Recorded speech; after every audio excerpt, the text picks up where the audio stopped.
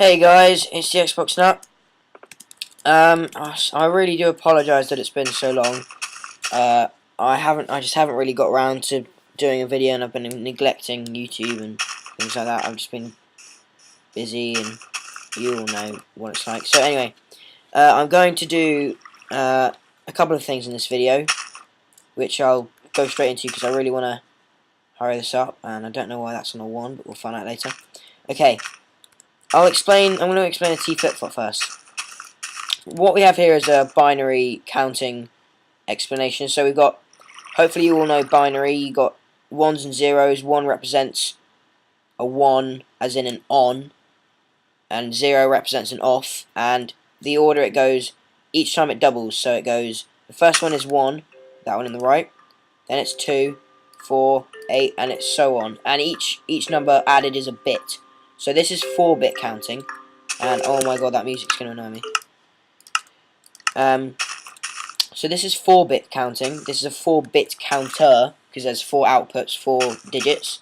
Only 3 of them will be 3, and so on. So 4-bit can count up to 15, because it goes 1, 2, 4, 8. 1 plus 2 is 3, plus 4 is 7, plus 8 is 15.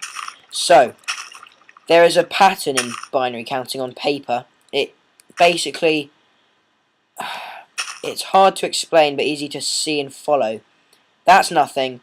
And then the one on the far right turns on. Then, once that's been on and it goes off, the one to its left turns on. So, once... I'm trying to tell myself what I'm saying right now. Once a digit has been turned on and then off, on the off stage, the adjacent one to the left will turn on. So that's on, it goes off, and the left one turns on. It has to wait again, and then it turns off, and both of them turn on because that one's going to turn off, and so it turns on the next one. That one turns on, turns off, turns that one on, that one turns on, turns off, turns them all off because there's 3 in a row now, and that's how you count. And so you can see it goes 0, 1, 2 because that's binary, 1 plus 2 is 3, 4, 1 plus 4 is 5, 4 plus 2 is 6, 4 plus 3 plus 1 is 4 plus 2 plus 1 is 7, and so on. Right, and you can see, sorry for sniffing and things like that, I've got a bit of a cold. You can see it goes 1, 2, 3, 4, 5, 6, and so on. Now, how this works is, sorry for all this mess. You guys are going to annoy me. Oh, the one that got away. Right, I'm going to ignore that. There are there's a circuit called a T flip-flop here, and there'll be a schematic in the description for those who want to copy it. I'm not going to build it because I really want to get this over with, and you can just copy it from the website, the wiki. Each colour is a different T flip-flop. The circuit's quite big, and there are more compressed designs, but I just went with the open one, the simple one. So, I'm not 100% sure how the actual design works. All I know is that there's some sort of RS NOR latch in the middle, combined with something that resets it and does something else to it, which is very, very weird. But how it works is, when there's an input on here, I'm just going to disconnect from there. When it's on, the output turns on. The output will stay on, and then it will go off again once it receives another positive input. So it needs a positive, so that's why a button, it goes, when you press a button, it will, that's positive, that's negative. So it's only changed the T flip-flop once. As, you know, a door opens and closes, the T flip-flop will turn on, and then the off will be irrelevant. And then you turn it on again, and it moves. And then the off doesn't do anything because it needs another positive input. Hopefully you understand that. And so it works in binary because obviously you need to fill up. This is the 1. The 1 turns on and then turns off, and because it's turned off, this one will turn on because of the input changing. This is 2, waits for that one to turn on again, goes to 3, turns that one off, turns this one off, and turns the third one on.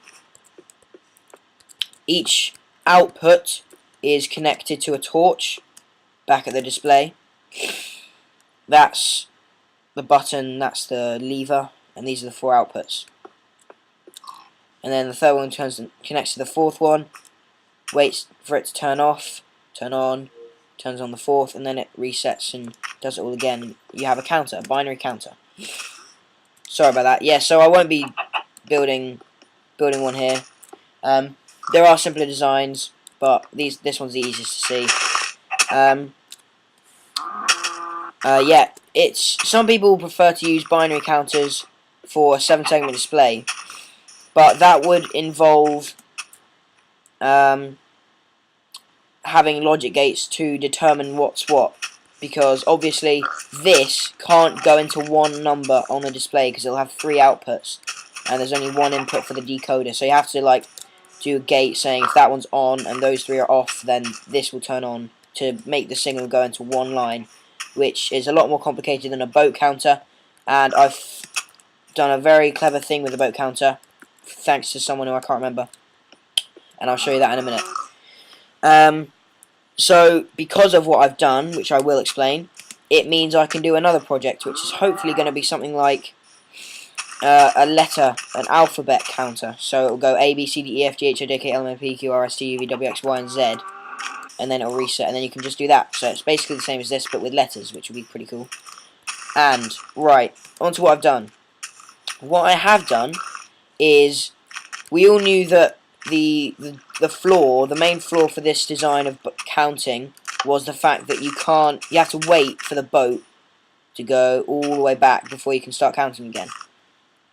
Now what I've done is such a simple thing, and I don't know why I didn't bother trying it or attempting it earlier or even thinking about it, but I have just had a reserve boat in line waiting for it. This is telling me that it's there, and as soon as it gets to 0, send this boat through, obviously turn the clock off and then turn it back on when we want to count.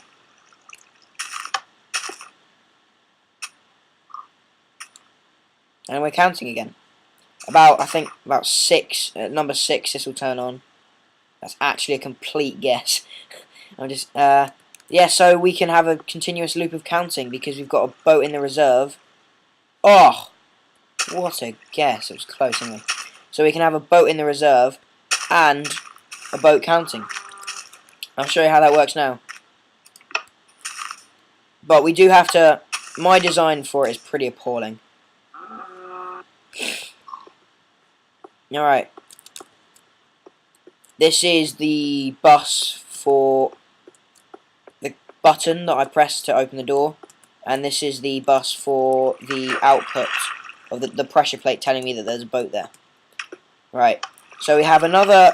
I had to squish this into a really tight space. There's the boat coming in. We have another gate, I suppose, for a boat to go through.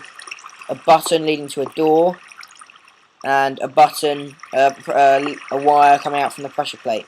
The only change that I've actually made are that, is that a boat? No, it's signs. Are that this goes down here and goes into this waterfall, which is being stopped by the fact that there's no floor and a couple of signs and stuff. Instead of going through, it goes up, and the rest is pretty simple. It just goes here. The water has to be 8 blocks away, so I had to make some twists and turns. And the water was initially here, and I had to move all of it back because it would always smash on the door. But now that that's sorted, we can have a continuous loop of counting. So it's pretty good. That's pretty much it. I'm sorry I haven't made a video in a while, as I've said. I hope you can be able to implement this into your design if you've copied this, which I would really like it if you did, because it means I'm helping people. So if you've always thought, oh, this is really annoying, I have to wait longer for the boat to reset than I have for the counting, you can always just have a boat in the reserve thing and I don't think I can queue up more than one because of my stupid design, but you can because you probably a lot cleverer than me. I probably bet money. So I hope I've helped. I hope I've taught you about the T flip-flop and the binary counting and such. If you have any questions, please send me a message or comment on any of the videos. I'm really happy to help. I enjoy it. It's nice to help. I always like people's responses. Yeah, and thank you for watching. See you next time. Bye.